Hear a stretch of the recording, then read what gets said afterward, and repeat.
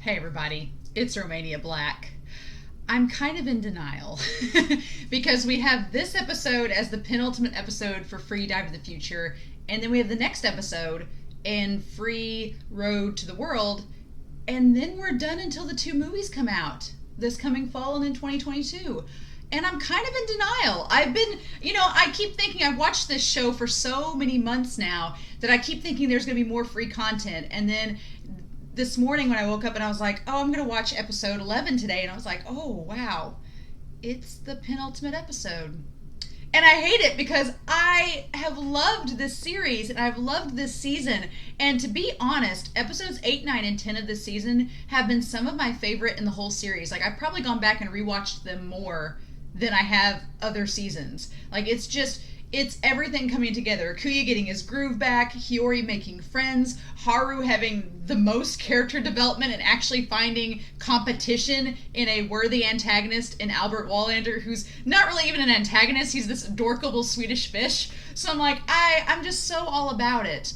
And Rin coming back, and him and Mako like going on to help Haru, and Sosuke saying that he's going to swim against Rin, which for the record, I don't know what's going to happen in episodes 11 and 12 of this season, but I don't think Sosuke is going to race Rin. I think they're going to save that for those two movies coming out, which is fine with me as long as we get Rin and Sosuke swimming together, and Natsu and Nao. As long as we get those two couples swimming, I'll be happy. But yeah, it's all coming down to, and this whole season has built up to the All Japan Invitational. And obviously Albert's not going to be competing because he's not Japanese. Rin can and represent Australia because he's Japanese, but obviously it's all been leading up to this. And I'm really excited for this episode because, one, it's going to be the first time we've seen Nagisa and Rei with Haru and Mako, hopefully, since all seasons, since before season 3 started, which is crazy that it's been this many weeks since we've seen Rei and Nagisa with Mako and Haru. And also, I'm hoping that Asahi and Rei meet up. I want Akuya to meet Rin. I've waited all season for these storylines to converge. We still don't have the golden-haired guy in there, which I'm assuming he's going to show up this season in this All Japan, because he's from a Japanese school. His name's like Kyoju or something. But yeah, it's all coming together. And I'm so excited, but I'm also so very sad. Because I'm like, it's the end. It's the end of the series as we know it. And I feel fine. Not really. But what can we do? So anyway, it is time. And so I've got my bingo card. I've got my stamp. I literally just need Kasumi to get handsy for me to get a bingo this season. And I'm hoping that they're at least going to give it to me by the season finale. Come on, Free, don't let me down. I thought that was going to be like the first thing that came up was Kasumi being all over everybody, but we have not had that. So, in any case, I hope you all enjoy this reaction. I can't believe we're on episode 11, but I'm going to savor this episode, Streamline of Unity. I'm going to savor it in the next episode and Road to the World as much as I can. As much as I can. So, we shall see. But in any case, I hope you all enjoy, but let's get started. So, we are going to start episode 11 here in 5, 4, 3, 2, 1. Let's go.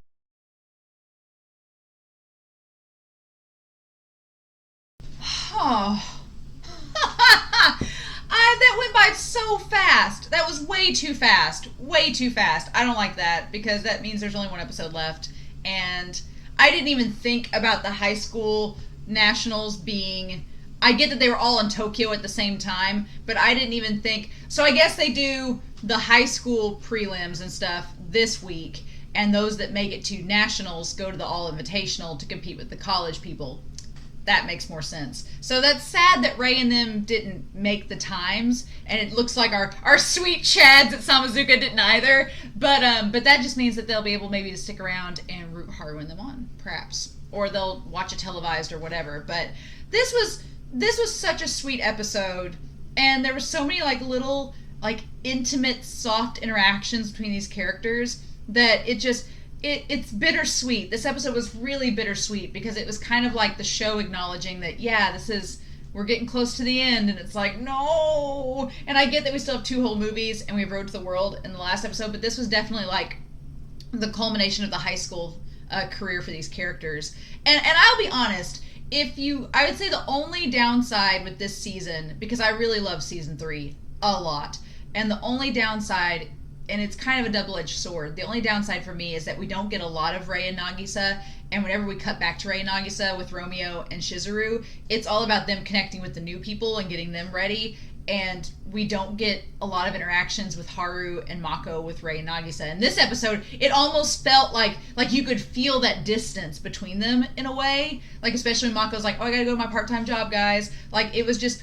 But it's a double-edged sword, because on the one hand, it's bittersweet because it's sad that there is that disconnect between them, even though they're still, like, best friends and they still are such good friends after seeing each other apart for so long. They're able to come back like it's nothing. But... On the other hand, that's so realistic, though, too, right? Because I remember when I first started college, I had friends that were younger than me that were still in high school. And I remember seeing them, like, over winter break after I'd been in college for a semester. And it felt like there was that distance there, you know? It felt like, oh, they're still in high school. And whenever we talk, they talk about high school stuff and I talk about college stuff. And there'd be a little bit of that disconnect there. But... we were still really good friends, and it was still the friendship and bonds were still there, like what Rin talks about at the end of the episode, but you kind of felt that disconnect, and with this episode, you feel it too, but that's realistic. So I applaud the show for making it still wholesome and sweet and positive, but there is still that realistic side to it that I really appreciate. But man, I love that I love they call him Romy-chan, that Romeo, he's from Tokyo, so this is like his second home. And so he's like giving them the tour of the city. We still don't know the connection with the grandpa and Shizuru, which I find interesting. But don't spoil me, but maybe that'll come up in the next episode. And then I love that Go and Ayumi are like, there's all these different kinds of people. There's dad bods, there's muscular guys, and it's like, oh my gosh. And I like that Shizuru is so literal that he calls what he calls Mako. I love it because you know that Nagisa and Rei have told Shizuru and Romeo stories about Haru and Mako. They've told them stories about the senpai.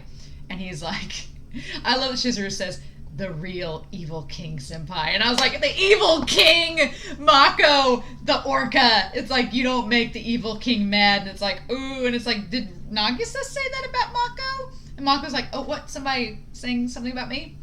Hayafune, Kunikita, and Isurugi. I love it. And I love that they get to like see him and then they all shake his hand at the same time. That's so cute. I absolutely love that. That's so adorable.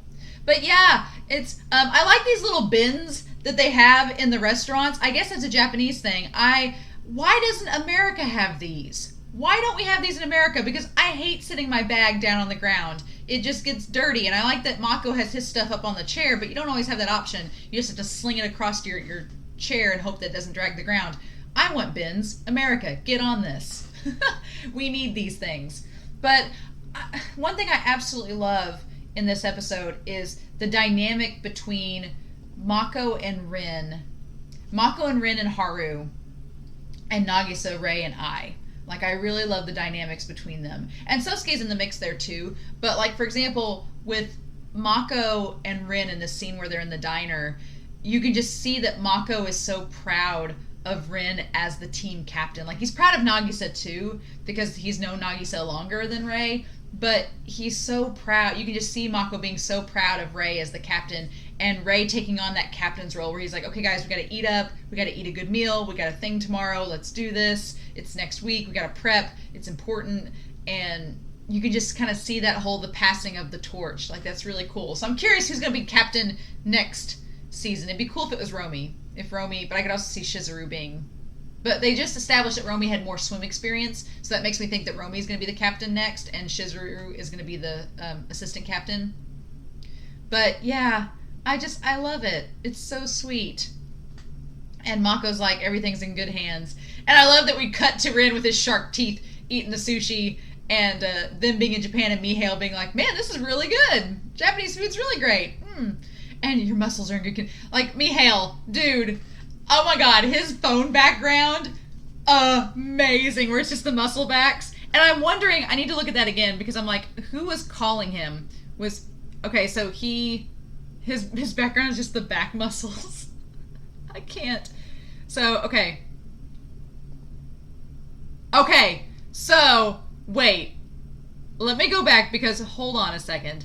He picks up his phone. I thought for a second that someone was calling Mihail and he had it in his caller ID as Muscle Freak, but no, I was mistaken because he picks up his phone and his phone is like, has the blue screen and it's more like oblong. No, Ryuji has Mihail saved in his phone as Muscle Freak. That's the most amazing thing ever. Okay, Ryuji. I also want to note that in this scene where Ryuji's eating with Haru, Ryuji looks like, he not only looks younger, but he sounds younger talking to Mihail as well. Like I know it's Sakuragi from Slam Dunk, it's his voice actor, but he sounds so youthful when he's talking to Mihail, and they're bantering back and forth, and it's almost like Ryuji sounds like Haru in that moment, and Mihail sounds like almost like Nagisa or something. It's very, very weird. It's not like a Rin Haru dynamic, but Ryuji sounds very much like Haru in this moment. Where he's like, it's been ages, friend. I never get through to you. And he's like, I was ignoring you. It's like, ah! Oh my gosh. But he looks so youthful here. And he's like, I'm busy. I don't have time to talk to you. And he's like, I'm in Japan. And Ryuji's like, I know, because I've met your pupil. You know, I know everything about you. Oh my gosh, Mihail, you stalker. You freaking stalker. And I love this banter between Ryuji's just like, and it's just like, Mihail's so excited and exuberant about everything, and Ryuji's like, okay, I'm gonna give you one piece of advice. No one says rad anymore. You're being lame. We say all the rage. And it's like, I just wish they'd cut to Haru being like, that's not how we say it either. And Rin being like, And I love how serious Mihail, he's like, seriously, this is how they talk? I need to be up. I am Mihail, because with my students, I'm all the time being like, cool beans. And my students are like, get away. They're like, you're not cool, you're lame. So I am Mihail as a teacher, being like, I need to know. I have younger cousins and I'm all the time being like, what do the kids say? And they're like, eh. So yeah, I am definitely Mihail in this situation. Absolutely. But oh my god. Yeah, I just love how serious he is, and Ryuji's like, no, I'll work on mastering these, and he's like, I'm done. And I love that Haru's like, oh, friend of yours? And he's like, a guy I haven't been able to shake off since high school. But he says that, and he's like, yeah, no, he went to a different school, not Iwatobi, but we met at Nationals. He's Russian, but he lived in Japan at the time. And I like that little soft smile that he's like, you know, even though he thinks that Mihail's annoying and he ignores him, there's that little soft smile being like, yeah, we were rivals. And it's like, ah! And then, yeah, Haru, I love this. I love Haru, as hyper competitive and focused as he's become, he still has time to go see his friends compete. And that is such a great culmination of character growth. Like, this whole episode, we talk about character growth of Haru throughout this entire series, and this whole episode, all I could do was think back to season 1, where Haru didn't know what it was like to cheer for his teammates, he didn't know what it was like to cheer others on, and he's the first one to cheer Rei on, like, of the group, and I'm like, Haru, you've grown so much. But getting back to this scene, you can tell when Mako leaves to go to his job, they all question him about it, and it's just that understanding of reality that our characters have grown up, and it's not just high school swimming for Mako. He has other things that he's doing too, and Mako's like, I'll come see you guys swim, and they're like, oh my gosh, yay. But and I like the dynamic that they establish here of how different Shizuru and Romeo are. Like, Romeo's a trained swimmer who's been swimming since elementary school, and Shizuru is like just an all-around, has a knack for swimming in general. And yeah, Mako is like freakishly bigger than those guys, which is, the scale is interesting. And I like, if you look in this episode, Rei's body language the entire time. He's like just holding his arm like this. Like, you can tell the entire episode. Kiyoani does a really good job of just animating Rei's kind of like tense nervousness the entire episode until he meets up with Asahi again. And I can't get over how much this series has drawn Nagisa and Rei this season to look older. Like, it's so subtle, and unless you've watched this series all the way through, you probably wouldn't notice it, but I notice it, and it's like, it's such a cool thing to see. Okay, so I want to pause this with Kinjo here. Kinjo Kaide, which is like Rukawa's... Funny, because Rukawa's first name in Slam Dunk is Kaide, so it's like, Kinjo Kaide from Naribusawa University, a decisive win with extraordinary speed, a rising supernova with boundless potential. Kinjo Kaide, Naribusawa University, speaks with the press after breaking the tournament record. Huh.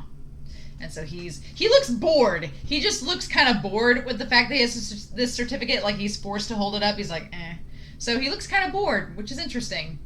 And then, of course, Asahi's brother-in-law shows up to speak with Ryuji, saying he did a story on Kinjo-kun. And the kid has amazing potential. And so he was a butterfly swimmer that... Of course, he was a butterfly swimmer that converted to free. I swear, these butterfly to free swimmers, like, just converting all over the place. Because I guess freestyle is the way to be. But you had Akuya go from breaststroke to free. You had Rin go from butterfly to free. You've had Asahi go from butterfly to free. You've had... God, who else have we had? Sosuke has done butterfly, but he's also done free. Like the amount of swimmers that have transitioned from butterfly to free and back again. Show. But yeah, interesting. During practice race, he beat the national record. Interesting. And we have another monster. But I like Ryuji's words here. He's like, what does he say? I'm kind of bored with guys who are strong and nothing more.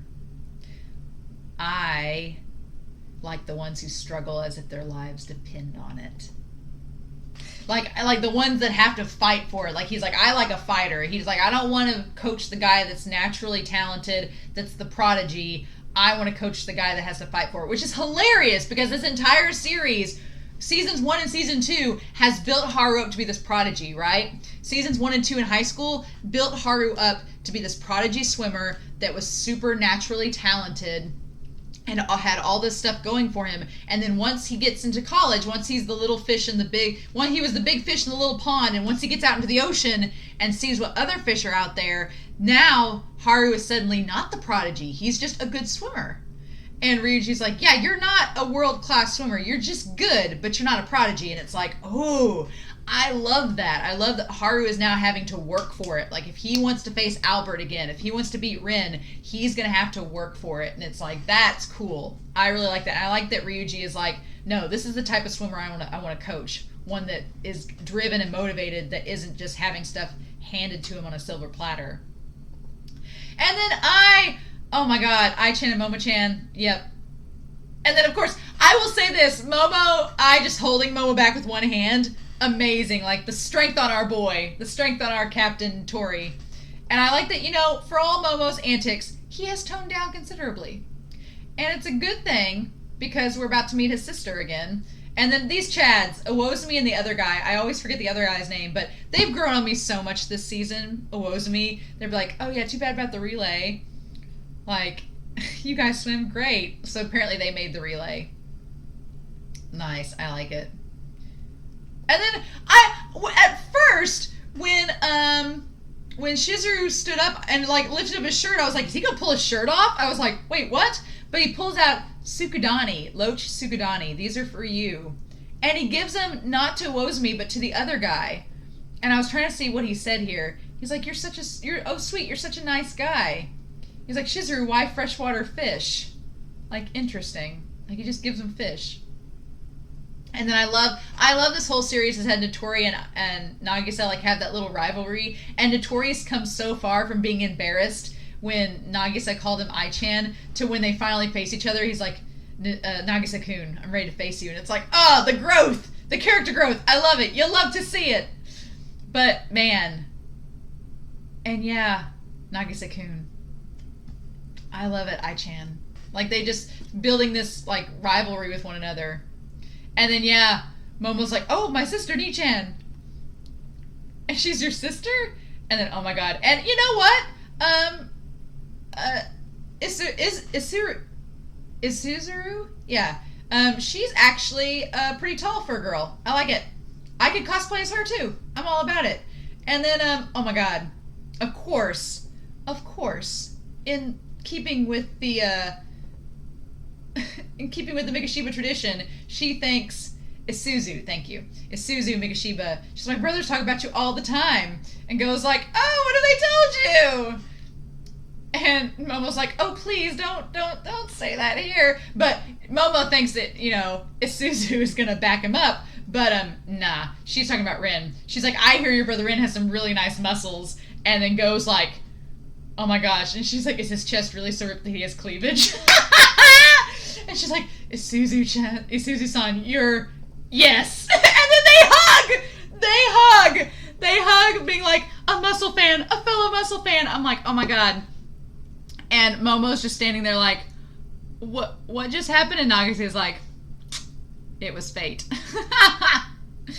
But do I count that as Go goes on a date? I don't think I do, because they weren't together at the Nationals. Now, next episode, if we see Go and Isuzu there together, I might count it, and that would give me a bingo. But I'm going to hold off for now. But yeah, I just love that. I'm like, I ship it. I would ship Go with Sosuke, but you know what? I would also ship her with the Mikashiba sister. Of all the Mikashibas, I would ship Go with her the most. I'm just going to say that. But I really like this moment, too, with Nitori and Rei, where they kind of just talk about this. And I realized in that moment watching that they're both the team captains. So, and both of them, they don't expect Haru and Rin to show up for their races because they're like, oh, they're training for the All Invitational. It's really important. They can't miss their practices. But I really like this moment of them both as captains, but them also being really big fans of Haru and Rin and just sitting there looking off in the distance, each with their own team shirts on, like with Nitori with the Samezuka shirt and with Rin with Rei with the Iwatobi shirt. Like it's so wonderful to see like this culminating moment together. And then Ryuji, it just cuts to Haru getting coached. Ryuji handing him the towel and being like, do your cool down exercises. We're calling it a day. We're all good. And what does he say? Coach Azuma. And it cuts away. So I wonder, because Rin and him talk, so I wonder, I don't think Haru told Ryuji that he was leaving for the day. He just did. And maybe he backed out of talking to him. But yeah, they both decide to go and see their teammates and skip practice, which it's... And poor Rei being nervous, and Nitori being like, or Nagisa being like, Rei, what you doing, bud? And then I love that Asahi showed up to talk to him. We'll talk about that in a minute. But I have to say, Ama-chan, the teacher, this line, the former desert of Tokyo is now a city of hope. like she's been gone for 50 years and suddenly came back. I also ship her and the coach, the old coach. I'm totally with them, on board with them together as a couple. I love it. It's wonderful. But that line, that just cracked me up. Like she's just, been away for years and years and is finally back in her former city. For the record, Kasumi wins the fashionista contest of the episode. Kasumi wins best fashion for this episode. That purple shirt with the white pants and the fashionable bag to go along with it. Like, dude is always styling. Like, Kasumi, dude. And, of course, bringing boyfriend Asahi along as well. Because Asahi, I didn't even think about that. Asahi's former teammates were still in high school. So he wanted to cheer them on as well. And, man, the fake out where we almost got him and Rei first connecting in the fake out, I was so mad. I was like, are you really doing this to me now, show? Don't you dare. How dare you? But I like that Rin picks Haru up and we have this scene of them together driving down the road. I love this conversation between Rin and Haru, because for the whole series, anytime we've usually seen Rin and Haru together, it's either been they were either angsty with one another, like all of season one, Rin Haru interactions, it was like angst. And then at the very end of season 1, it was like, oh, hey, we're friends again.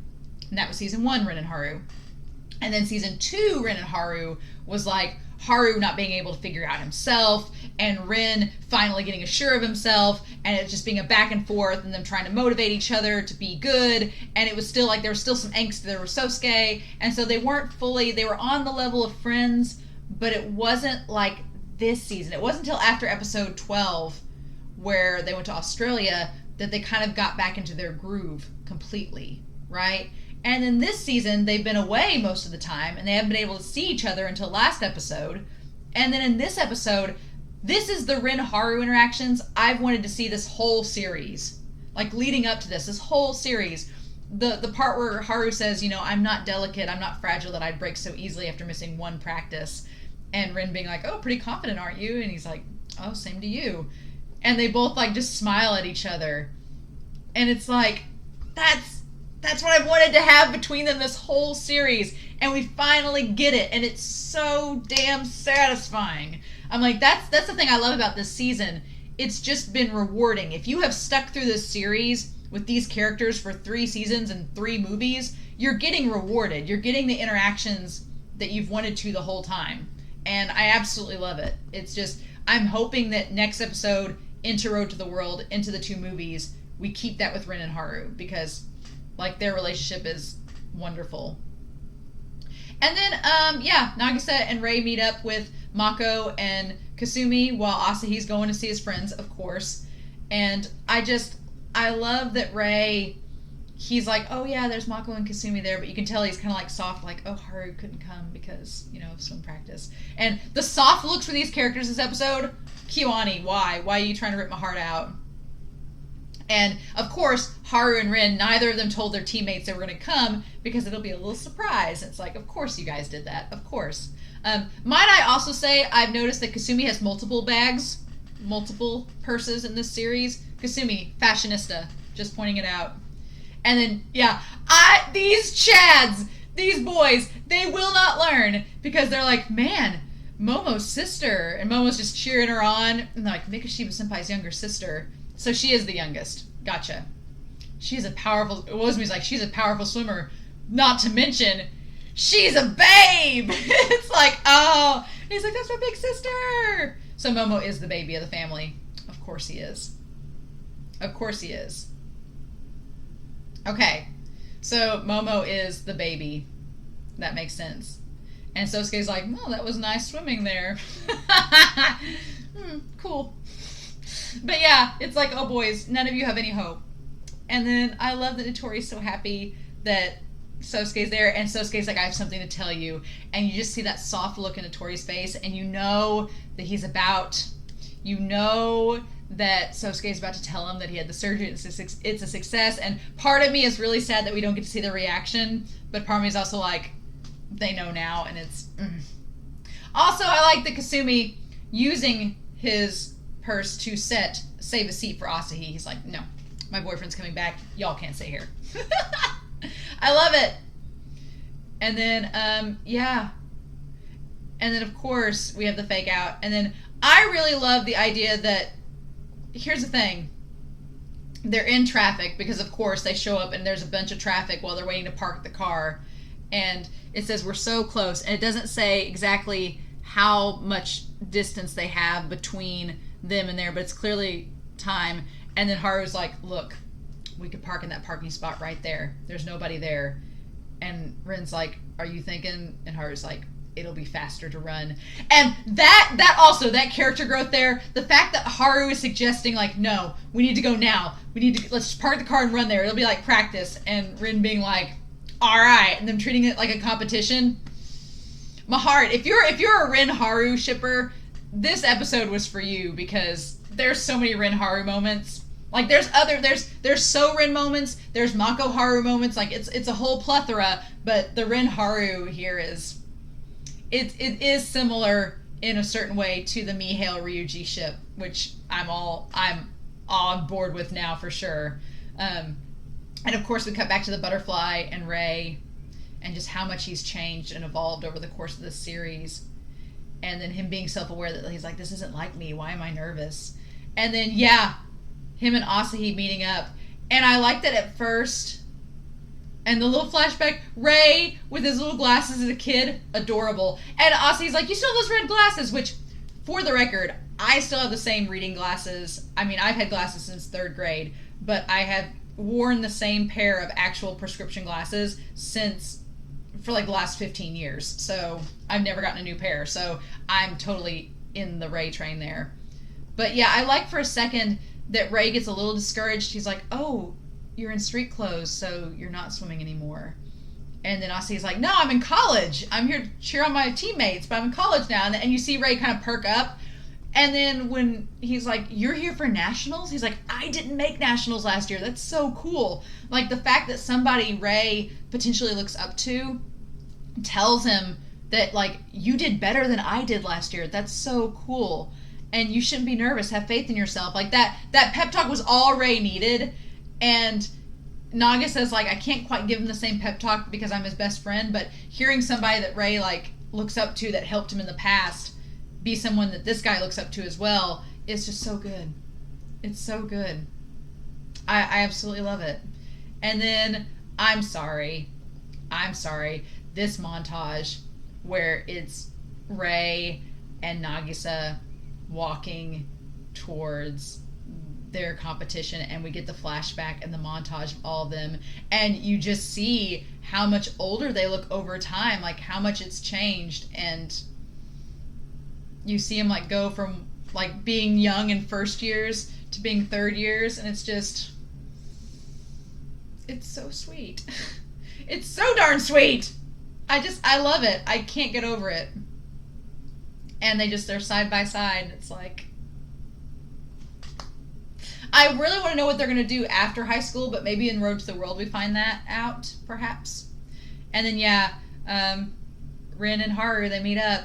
And I am kind of sad that they go separate ways. Rin's like, hey, I'm going to go cheer on with Samezuka.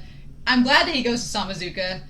And then Haru's like, yeah, we are, supporting separate schools. So you can kind of see that Haru was kind of sad that Rin had to leave, but I'm glad that Rin went and supported his team. And then Mako's like, yeah, I came. And Haru's like, I'm sorry I'm late. Mako's like, nah, it's all right. And then, yeah, Mako's like, Rei! Like, called him, like, hey, look who showed up! And then Asahi's like, oh, I get to see him swim! But Rei's gaze went to Nagisa and went to Haru. And Haru just nodding. And Rei blushing with the sparkles in his eyes. It's like... And even though Rei didn't make the nationals, which is bullcrap, I am so happy that he, like, beat his best time and won the race. It's like, seeing how far Rei has come from the first season when he could barely swim to now, it's so good. It's so good.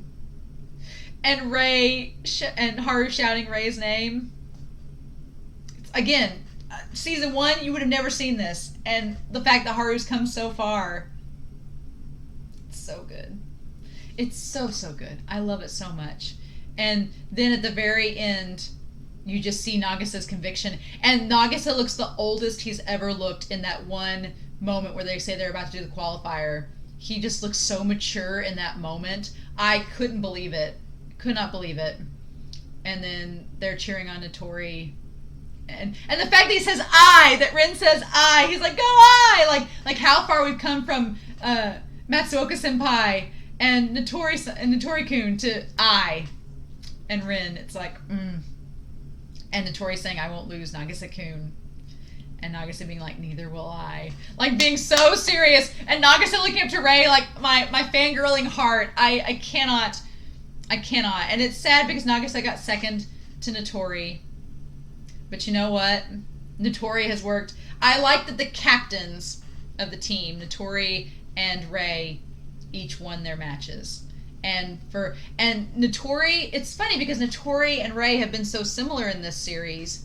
Like, both of them came from being really downhearted and feeling like they couldn't do it and couldn't make the cut to not only becoming captains of their swim teams, but to actually winning the matches.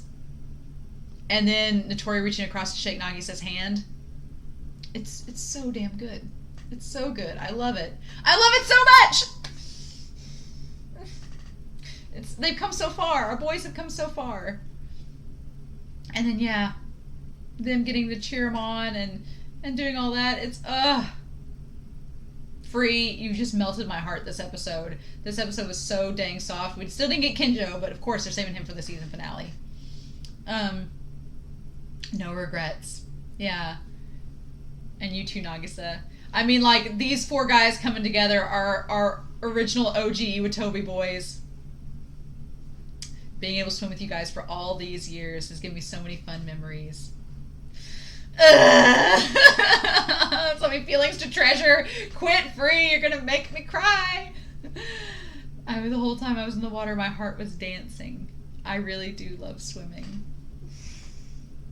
And then, of course, our Samezuka Chads. Our Samezuka Chads just being there. Like, we gave it all we had. It's like, oh my gosh. I absolutely love it. I love it. And Sosuke and Rin being like, and Sosuke being like, this is making me want to swim again. And he's not quite there. So that makes me think that if they're going to swim together, it's going to be at the movies. It's going to be in the upcoming movies. If Sosuke's arm gets healed up. We're going to have to wait till then. But just you wait. And I love that Sosuke gets a little bold here where he's like, just warning you. And he crouches down so he's right under Rin's chin. He's like, don't cry if I beat you. And Rin's like, I'm not gonna cry. What are you doing? And Sosuke just laughing. Oh, I love to see it. These boys. And then Mako's like, oh, hey, you're here too. And then, yeah, our 4 guys meeting up again. I'm like, just go on a double date. Just do it. Do it. It's great. And then Mako's like, are you sure it was okay to come? And Rin's like, and you tell Rin was going to be like, well, yeah, and then it's Haru. I like that it's Haru that says, no, it was fine. I would have regretted it more if I hadn't been here. Character freaking growth. I cannot handle the character growth that Haru has had in this series. And Rin just being like, the bonds we have, I want to keep them going and keeping them alive far into the future. And then he's like, next week, it's finally our turn. And it's like, oh my God, I'm not ready. I'm not ready. This episode wasn't anything like crazy hype like the last 3 episodes have been. The last 3 episodes have been like so much hype and adrenaline. And of course, the next episode is Dive to the Future. Roll freaking credits. Like just like Eternal Summer, you know. Ugh. And then yeah, savoring this Edie. And I like that in the bedroom, there's a little Samezuka-chan in the bedroom too, in the Edie. But yeah, and the fishbowl that was from season 1. Oh my God, I'm just noticing in the Edie, the fishbowl was from season 1 with Makoto, and then the balloons are from season 2 with the kids and their dreams. I'm savoring this ED because I know next episode they probably won't show the ED. It'll probably be like, the ED will go into the end credits, or the episode will go into the end credits. And I like that transitions with these new characters into nighttime. It's like, okay.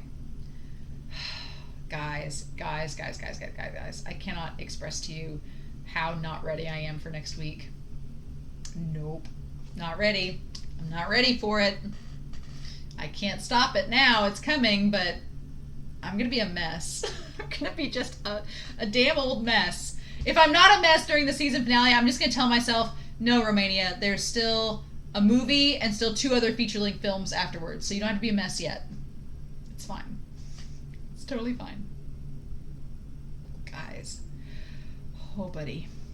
But yeah, so no bingos this week. No bingos, no stamps. I'm not going to count because Go and Suzu, they just met. They can't go on a date yet. They just met. Now, next episode, if they're hanging out together, I'm going to count it as a date and we'll have a bingo. But, no. I hope y'all enjoyed this reaction. I'm still floored. I'm still in denial. I'm still floored. And we have 1 episode left. So, yeah. But I'm curious to know your thoughts down below. As always, I hope you guys have a wonderful week. Please stay safe, take care, and I'll talk to y'all again next week with episode 12 of Free Dive to the Future. Bye.